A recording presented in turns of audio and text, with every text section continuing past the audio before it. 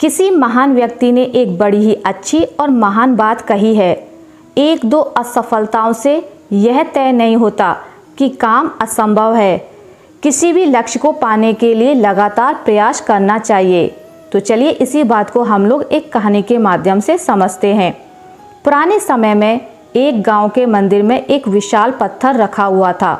वह पत्थर साधारण नहीं था।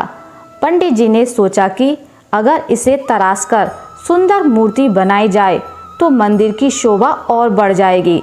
उन्होंने यह विचार एक मूर्तिकार के सामने रखा और कहा कि इस पत्थर से भगवान शिव की मूर्ति बना दीजिए।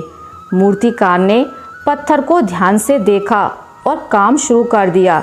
वह दिन भर हथौड़ी और छेनी से उस पत्थर पर वार करता रहा, लेकिन पत्थर लगभग वैसा ही दिखाई देता रहा। दिन के अंत तक मूर्तिकार का उत्साह कम होने लगा।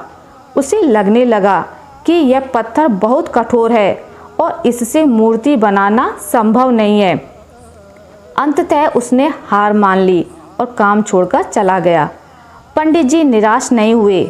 अगले दिन उन्होंने दूसरा मूर्तिकार बुलाया। नया मूर्तिकार जब आया तो उसने भी पत्थर को देखा, औजार उठाए और पहला वार किया। आश्चर्यजनक रूप से उसके एक वार के बाद ही पत्थर में हल्की सी दरार आ गई। उसने लगातार काम जारी रखा। कुछ ही समय में वह कठोर पत्थर टूटने लगा और अंततः उससे भगवान शिव की एक अत्यंत सुंदर मूर्ति तैयार हो गई। यह देखकर पंडित जी पहले तो सोच में पड़ गए, फिर उन्हें समझ आया कि पहले मूर्तिकार के लगातार किए गए प्रयासों से पत्थर पहले ही अंदर से कमज़ोर हो चुका था। लेकिन उसने बीच में हार मान ली। अगर वह थोड़ा और धैर्य रखता और एक अंतिम प्रयास करता तो सफलता उसी को मिल जाती और वही यह मूर्ति बना सकता था। इस कथा का सार यह है कि जीवन में कई बार हम सफलता के बहुत करीब पहुंचकर रुक जाते हैं। हम थककर, निराश होकर या परिणाम ना देखकर प्रयास छोड़ देते हैं, जबकि असल में सफलता बस एक और प्रयास की दूरी पर होती है।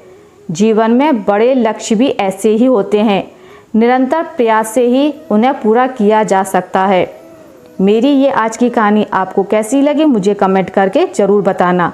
अगर आपको मेरी ये आज की कहानी अच्छी लगी है तो इसे लाइक करें और ज़्यादा से ज़्यादा शेयर करें। और हाँ, अगर ऐसी ही मोटिवेशनल स्टोरी सुनना चाहते हैं तो प्लीज़ मेरे चैनल को सब्सक्राइब करना ना भूलें। ध्यान रखें, हर सोमवार और शुक्रवार सुबह ठीक 9:30 बजे एक और नई कहानी के साथ आपसे मिलती हूँ। तब तक के लिए जय श्री कृष्णा।